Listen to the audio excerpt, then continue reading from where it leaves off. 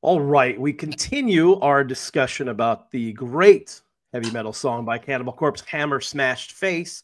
And now we bring in a member of Cannibal Corpse who played on this song and partially wrote this song. He played drums, of course, Mr. Paul Mazurkiewicz. How are you, sir? I'm doing well, Brian. How are you? I'm good. I'm good. Good. So, a couple things I want to talk about, and so this is the first like really heavy song we've done so far, and All obviously I right. had to bring it in, and I figured this is a good place to start because it's pretty much the signature death metal song of all time, more or less, for a variety of reasons we will get into shortly. But I wanted to before we get to there, I wanted to kind of find out about like what music were you listening to growing up that really influenced you? Because I think a lot of people that aren't big death metal fans just think you're listening to God knows what. So I know, right? I mean, well, I appreciate that to be on this show. First of all, that's amazing that we can be included in the top 100 metal songs. So that's amazing. But yeah, being a product of the mid 80s, I suppose, growing up as a teenager and getting really heavily into music around, 80, 82, you got your bands, of course, like at that time, Iron Maiden and Black Sabbath and Judas Priest in the early 80s. And then, Metallica comes into play, and then Slayer. And then, that's when we really started, or myself, and I probably think most of the guys in the band, started taking that interest in that heavier kind of music. That's, all of a sudden here, like, what is this? I mean, it just grabbed us. The bands, the thrash bands like a Slayer and Creator and Dark Angel and Sacrifice and all that. So I mean, those were probably the main influences for Cannibal Corpse, because we were born a few years after that in December of 1988. So all these thrash bands that were happening, starting like we just said, Slayer, 80, 83, 84, 85, 86, 87, those years with all that thrash that was happening, that was so influential for us and for me, of course, as a musician, as a drummer, and as a fan of music. So the Slayer would probably be the biggest one. And that was Dave Lombardo was the most influential, I think, on my drumming, for sure. I'll never forget hearing Rain and Blood for the first time. I mean, and we were already fans of Slayer with the Hell Awaits and the EP and all that. But, when I remember, I'll never forget buying the cassette tape at the mall and putting it into my car, actually, and hearing it for that first time. And it was just like, it was obviously taking it to a whole nother level that we've seen with Slayer, right? So, and that just solidified my my want, I suppose, of wanting to, to emulate that and be as close as I can. And I'm obviously not even close to being Lombardo's in his league, but nobody is. exactly. So yes, the Slayer would have been one of the biggest influences for Cannibal Corpse and for myself, for sure. Yeah, I find listening to your music that for me, one of the reasons that I think I got, because I was late to the death metal party. I will be perfectly honest. Like we weren't the right on the cutting edge, which we normally are with stuff, but we were a little late to the party. But Right. what I really liked about Cannibal Corpse was it reminded me a lot of Sabbath, Maiden, and Priest, the three bands you mentioned. And I felt musically, I could really hear those influences in there. And that's what I really liked about it, because it wasn't just, this over the top heavy music. It was like, wow, there's a lot of melody in here. And even in the vocals, there are melody. And people ask me all the time, like, well, doesn't all this stuff sound the same? Like, what makes one band better than the other? It's the melodies. And people don't realize how many melodies there are in the death metal stuff. Right. I hear you on that, and I appreciate the kind words. I mean, yeah, I think it was a tough transition back in the '80s. I think for people like yourself, that's a little older, and you're used to your hard rock and your heavy metal, And for me too, I remember hearing Metallica for the very first time. I mean, and that obviously they were, of course, a game changer, right? So I remember hearing Metal Militia, which is probably not the song that's going to be an easy transition from hearing Iron Maiden or Judas Priest to hearing Metal Militia, as opposed to something like Seek and Destroy, right? So hearing Metal Militia, it was over my head. I mean, I'm like, what is going on here? This is just crazy. The song is insane, and I kind of didn't really like it. It was too much. much. But then, as time goes on, you start listening, I don't know, just your taste change. And before you know it, of course you love it. So it was that weird transitional time in the 80s, which I'm glad to be a part of, actually, Yeah. So when you guys were writing and recording this song, I always like to ask this question. When you're in the studio creating it, and even, when you're writing it, like, did you feel this was something special, that this was going to be like a standout song, or is it just like, it's just another song? Well, I think back then everything happened so quick with us, I mean, you look at the turnaround from album to album. We put 4 albums out in a matter of 4 years. I mean, that's insane in itself. So we were obviously just constantly writing and always trying to write the better song. And I believe we're still trying that to this day. But what I remember, and it's funny because I was trying to remember, recollect and things about that era and when we did that album and recorded Hammer Smash Face. It's I don't remember actually. I don't even think I remember anything being in the studio per se, but I do remember, of course, writing the song. And, there's a little story behind that I know we've mentioned it before, and it's probably a lot of people probably don't know this because I don't know how well it is known, but just before we started writing for Tomb of the Mutilated, I guess that would have been in 92 at some point. Yep. I remember Alex and I actually had a little bit of a band squabble going on basically in Buffalo, New York at this time. And I remember we were practicing in this facility where a lot of bands were. And I remember we got back, I believe we might have got back from our very first tour, the tour, for Bridget at Birth, because, how many tours did we do? We did one in the States, I believe one in Europe, and now it's time to move on to writing. And we had a little problem, a little band rift, I suppose. And I remember Alex and I actually, I guess you would call it, we quit the band, I guess, there, albeit this was literally probably lasted like a week or two, maybe not even that.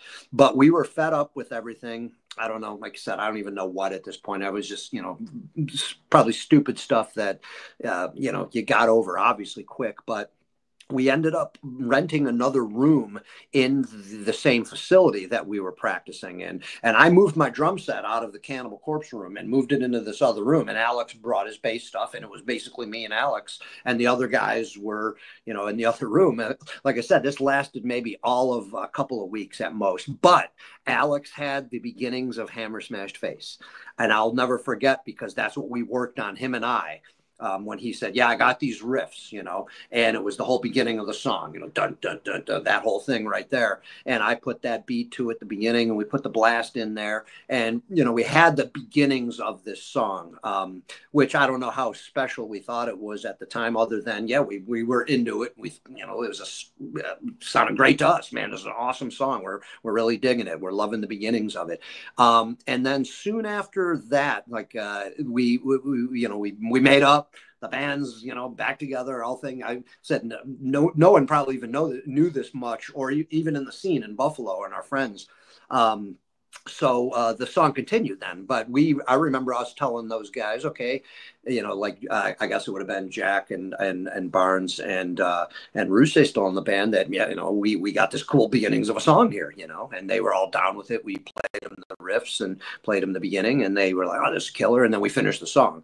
So I primarily believe it's mostly Alex's song. I'm not sure who had much, if Jack was involved in the writing. At that point, it was such a collaborative effort that we were all involved. But that was that I'll never forget that. That it happened to be with Hammer Smash Face, and I believe that was the first song that we wrote for Tomb of the Mutilated as well. I'm almost positive.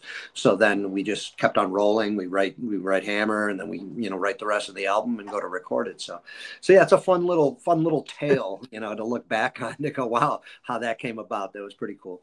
It's always interesting how, anger, stress, difficult times make really great music. So clearly you guys were pissed off and wrote a very pissed off song, and it's become legendary now. I imagine Barnes wrote the lyrics, right? Yeah, yep. At Did that he come point, up with the title of the song as well? yep, I'm almost positive that was all Barnes with the title, and of course he wrote all the lyrics because he was writing them all for, wrote them all for Butcher to Birth, wrote them Yep. all for Tomb of the Mutilated. So I'm pretty sure, I'm almost 100% positive that Barnes wrote, came up with the title of the song as well. That's what I figured. Yeah. So Scott Burns is the legendary producer and produced, so many great death metal projects and all of your early releases. What was he like to work with in the studio? Oh, he was amazing. I mean, he was the sixth member of the band. I mean, at that point, obviously, we've done 2 albums with him, before we went in to do Tomb of the Mutilated, and he was just the 6th member of the band. I mean, he was our friend. He was obviously our producer, and he was looking out for the best, wanting us to do the best we can, be the best band we can, and it was great working with him. I mean, such a great guy. It was awesome. I reconnected with him recently within the last few months since he wrote that book and all, and it was great to see him and great to reminisce about the old times. And I mean, he's such a great guy, really a great producer. I mean, legend, of course, legendary. So it was awesome working with Scott. Yeah, I haven't had a chance to reach out to get him on the show for this particular song, but I'm going to do at least 2 more Cannibal songs. So I want to get him on because we talk about the production. We did it with the great Jay Rustlin today, which was fun to talk to him about it too. But so this song has become legendary for a variety of reasons. First of all, by the way, I don't know that I was even aware of this, but in doing research on the song, Rolling Stone magazine of all places put this at number 93 in the 100 greatest metal songs of all time. Oh wow, I don't think I knew that either. That's amazing. I was like, wow, that's the Rolling Stone. They have some strange folks over there sometimes, but they did a good job on this one. So it is, even Rolling Stone has put it in one of them. Oh, amazing to hear. That's great. Wow, man, what an accomplishment. But clearly, where most people probably heard the song that weren't already big death metal fans is, of course, Ace Ventura, Pet Detective with Jim Carrey, who wanted you guys in the movie. And I remember talking to, I can't remember if it was you or Alex, or it might have even been Barnes. I can't remember. Probably all 3 of you at some point. But you guys said, "Hey, we've been offered to do this movie. What do you think?" And I'm like, Jim Carrey. He was just on that In Living Color. I didn't really. I knew him. I knew the show. I was like, whatever. And they sent me the script. And I read the script, and it was horrible, horrible. And so I remember talking to you guys. It's like, because at that point, underground death metal band, you're doing really well in the underground world's rising, and it's a bit of a risk because if the movie's not good or it's too commercial, it's too corny, does that ruin your credibility? But you guys decided to do it. Why? What made you decide to go ahead and do that?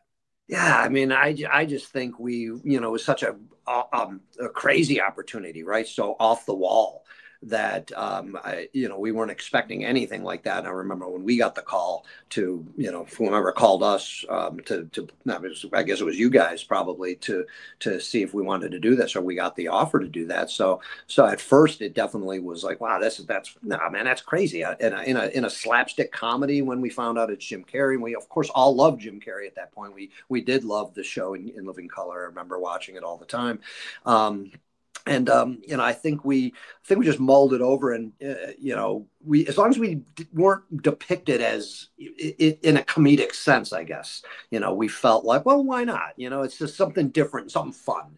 I think with being all young and just gung ho, and why not do it? I guess so. Yeah, and like I said, I just remember us going, as long as we just got to hope, and I don't know if we were even reassured that we wouldn't be made look, we wouldn't be made look, silly or anything or comedic in the way the band's portrayed. I think we just went for it, and we were hoping for the best. Obviously it all worked out, and here we are talking about a legendary classic movie that that so many people got into Cannibal Corpse and death metal because of that. Amazing, huh? Well, yeah, and it's interesting because I remember talking to the producer and the director about it, and they were, you know, somewhat reassuring that, you know, look, you know, we want the band. Jim loves the band. He doesn't want to make fun of them. He wants to have them in, and he just thought it'd be fun to have a death metal thing, which was just kind of adds to the, you know, insanity of the movie. Right. But the quick story about the movie. So there's a screening in L.A. in Hollywood. And both the producer and the director invited me to the screening. I'm like, okay, I mean, I got to go, right? Our band's in it, but I'm really nervous because again, the script was awful, like really not good. So I go to the screening. I'm sitting between the director and the producer. I'm thinking to myself before the starts, like, what do I do? What do I say afterwards if this thing is just awful? It turns out it was incredible. Yeah. And Jim Carrey basically ad-libbed probably 90% of that movie. Like the script was just kind of a guideline, but I asked him afterwards, I don't remember any of that stuff being in the script. So, we threw out the script and just let Jim go. So amazing. But yeah, it turned out to be obviously a great decision for you guys. And like you said, so many people discovered this song, and so many people just discovered death metal at all from this thing. And it's played constantly all the time. And, you know, Jim's in it. The best version of it though is the DVD cut where he's on stage and all that like long cut of it. But yeah, that network version. I know. I mean, you know, when we went and saw the movie initially, because we obviously filmed all this stuff, which, you know, you realize later, well, that's what ends up happening. Movie, so much left on the cutting room floor. And when we saw it, we were so thrilled the movie was good. And here we are on the big screen. And then I remember watching it going, oh man, you know, what happened to the one scene where Jim jumps on stage, you know, and there was like another scene. There was a couple scenes that didn't make it. And then a year later, when it ended up being on like TBS or whatever it was, and there it was like, oh my gosh, at least it's seen the light of day.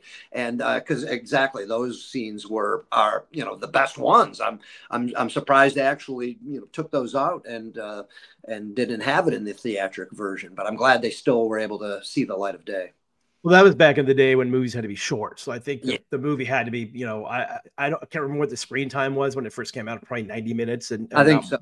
Not more than that. So at least when they did the DVD version of it or VHS or whatever it was that first came out, that's when they had the long version of it. And I'm happy that that's the one that all the TV stations started to play too, because you never know how that goes. So yeah.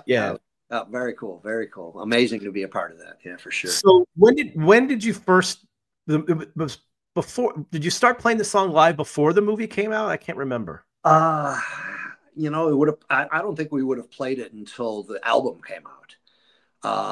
So when did the movie come out? Yeah, I mean, I think Tomb was out already, wasn't it? I mean, Tomb was out for a little bit already because we had this, obviously recorded the song and the song was finished. Right. Yeah, and that makes sense. And I think the album was out because I think Jim had heard the record, and I know he specifically requested you guys, and I believe he requested that song specifically as well. Right. Yeah, I remember him wanting to do that, and I think I know he brought up Rancid Amputation, which is on Butchered at Birth. Yeah, so obviously you're right. Tomb would have been out already, so I would imagine. I don't think we would have played it. I don't remember. It's hard to remember. If we played anything, we didn't play a lot. Maybe at that point before it was released. Maybe, you know, before Butchered, maybe we would have done something like that. I don't know, but I can't remember that fully. But I would almost think we would have waited until Tomb was out before we actually played that song live. Yeah. And do you remember like the early audience reactions for the song? Yeah, I mean, it was just, it was a great reaction. I mean, it was definitely a great reaction. I think we've always, of course, had a positive reaction with that song. I think back then we might have opened the set with, of course, you know, which is kind of crazy to think now that obviously we always closed the set with Hammer. And, but to open the set because it was your new song, it's your first song on the record, you know, we tend to do that a lot. And, but I recall overall it was a good positive vibe on that, and the fans really dug it. So yeah, it's the whole record. I thought when it came out, I mean, I love the first couple records obviously, but this one was a step up. I felt like, you know, you guys really were coming together as a band, as musicians, and just you know, musically, lyrically, the whole thing was kind of on another level. That's when I first started thinking, like, oh, these guys really have something going on here. Like, this is like a real band that's going to be big, I think. Oh, well, good to hear, man. I think, yeah, we felt the same way. We just felt like we were slowly moving up that ladder, especially in our musicianship and our songwriting. I mean, crazy to think we were such a new band. I mean, right out of the gate, when we recorded Eating Back to Life, we weren't even together, what, a year maybe at that point, so we were kind of growing as a band as we went. It wasn't like we were sitting in the wings waiting to get signed or, oh, we got all this material and we're honed in on our style and all that. We were growing with musically as the band was growing in age, basically. So I think we were right. We were coming into our own more or less, especially with Tomb of the Mutilated. And arguably, I think that's our most ferocious record. I mean, I really listened to that, and I listened to my drumming in particular, and I'm like, man, I was going crazy back then. That young guy adrenaline and been playing for a few more years, honing the skills, I guess, a little more so. But yeah, what a ferocious record overall. And and Hammer, what can we say, right? What does it feel like? Because that song's been covered quite a lot, actually, as I've gone through. What does it feel? How does it feel like to hear other bands like cover your songs now, especially that one? Yeah, I think it's awesome. I mean, it's a huge flattery, of course, big, wow, people, if they're going to cover our songs, I think it's amazing. Right. So it's great to know that we're influential to so many musicians and bands out there. So that's, it's an incredible feeling. And, yeah, what can you say about that? Right. It's just amazing that, that we can be influential for that. And I'll getting to that too, I don't know if what else we're going to talk about on that, but I remember, I mean, just the song itself, I remember playing it in Chile and Santiago a couple of times, and it was I think there's footage on YouTube where it's the biggest pits of all time, and then the humming along with the riffs. I mean, that's just like, that seems like that's one of those songs, or if not the only song that they do that for us on pretty much all of South America. So you're going, wow, man, if they're going to hum the riffs and be louder than the band when they're doing that, that's it's pretty amazing. It's pretty cool feeling. Yeah, and so people that might not be that familiar with death metal, a lot of older metal fans, the one thing that they can't get around their heads is the vocal style. So Yeah. can you explain like how that vocal style came to be and why you guys decided to go in that direction vocally?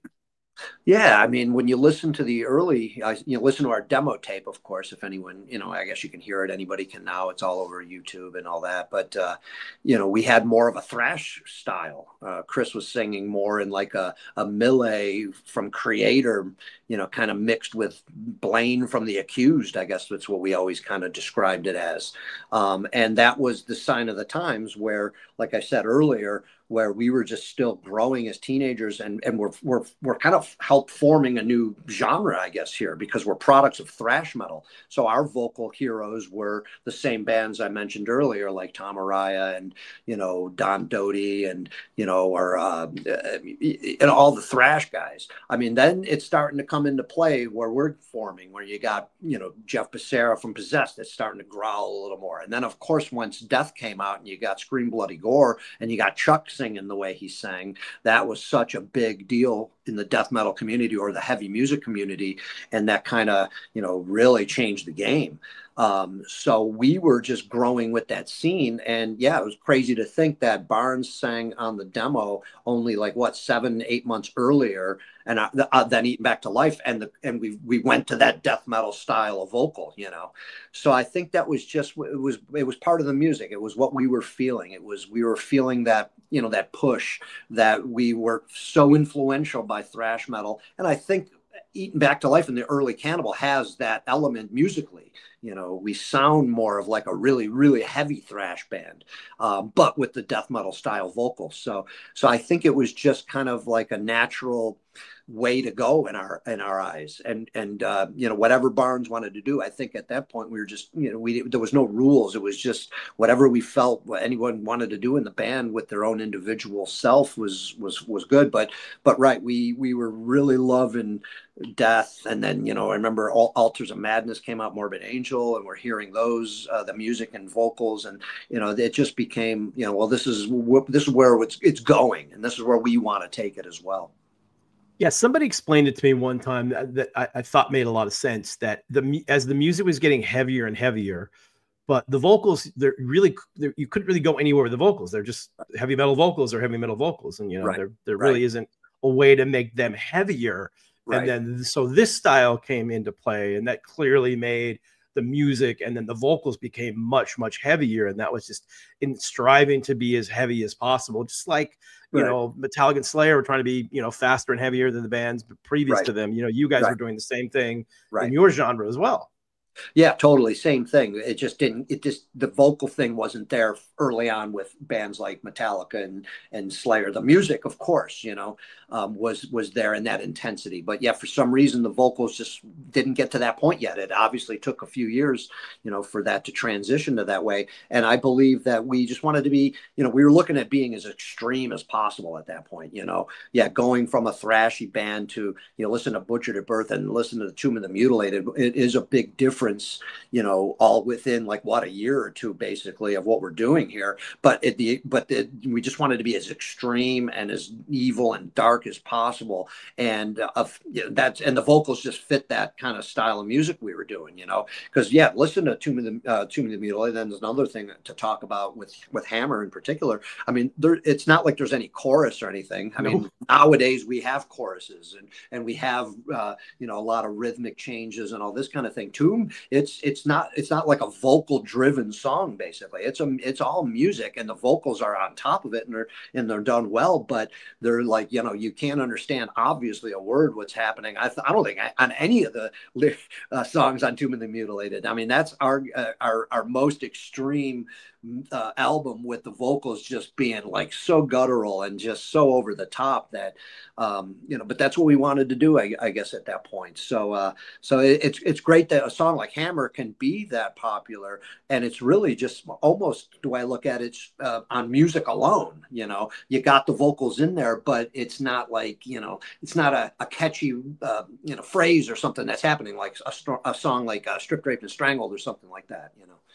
Yeah, I find it's interesting, you know, listening to stuff, you know, all these years later, right?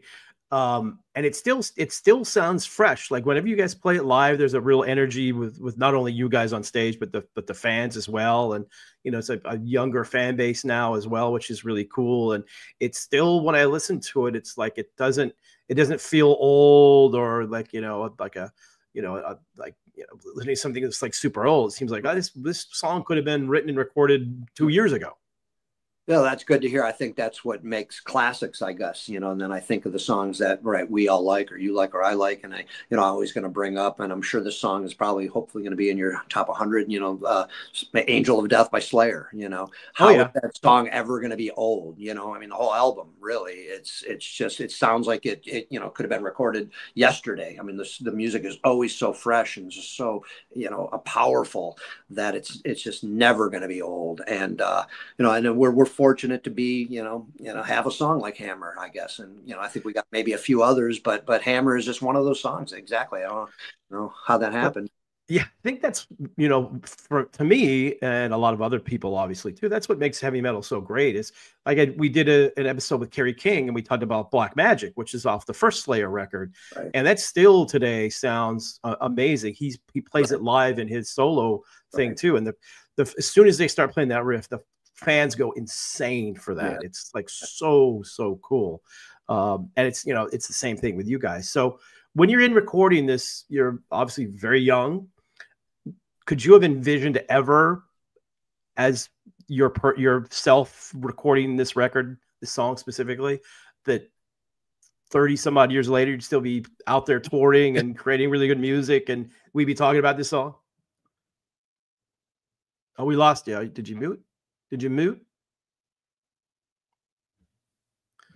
We lost you. Are you muted? My back. There we go. Yeah, you're back. No, you know what? My daughter. All right. Okay. All right. Okay. Sorry. So okay, we got to go. We missed so I'll ask you the question again. So I said, okay. So when you were recording this song, you know, the album, but specifically this song, could you have imagined that some 30 years later you'd still be out there touring and creating music at a high level and still playing this song to, you know, millions of people? Not at all. Not at all. I mean, you know, I think we were day to day, day by day, song by song, you know, tour by tour kind of a thing, because it's crazy to think when you're a new band. Of course, you want to be around as long as possible, but there was no precedent at this point. I mean, it's funny to think of, like, when we started out, and that was what, 88, 89. You think of the bands that are our heroes, who were only around for a couple of years at this point. Even the iconic bands like Iron Maiden, you know, I mean, they were only around, what, you know, what first album came out in 80. So it's not like they've been around for 50 years at this point. So you're going, you know, how long do bands last? Even the Rolling Stones or what have you, they weren't around that long, technically, in the scheme of things, I guess. So you just didn't have you just didn't know how long can bands last, how long can rock bands, how long can heavy metal bands last, who knows, you know. So you're just going, yeah. I always remember thinking, you know, yeah, well, you know, I'll settle down at some point when I'm older, you know, 40 years old, you know, have a family. And who's playing metal at 40 years old? We don't know anybody, you know, nobody's doing that. That's crazy talk, right? So yeah, no, we never thought any of that. I mean, and it's just amazing to still be going at this point, and to be relevant, and, you know, have a fan base that we do, and just you know, keep churning it out. I mean, it is amazing. And then a song like Hammer Smash Face, right? I mean, it's my, you know, it's my favorite song that we've ever written too. And it's just for the same reasons, like the fans would like it. I mean, it's a great song. It's a fun song. It's fun to play, you know, it's fun to hear, you know. I love, of course, the reaction that the fans are giving us back. I mean, so how does that not pump you up as a musician, to go, you know, this is, wow, what a great feeling that you know, that we're moving people this much, you know, with a song like this. So it's a great feeling. And man, it's great feeling to still be, like I said, you know, be around, 36 years or whatever it is at this point. It's pretty remarkable. It's amazing, amazing career, and an amazing song. And I can't thank you enough for doing this today. I really appreciate having you on and talking about this. And thanks again, man. It's good to see you too. Yeah, thanks, Brian. I appreciate it, man. Thank you for having me. You know, great to see you too, like always. Thanks again, sir. All right, Brian. Take care.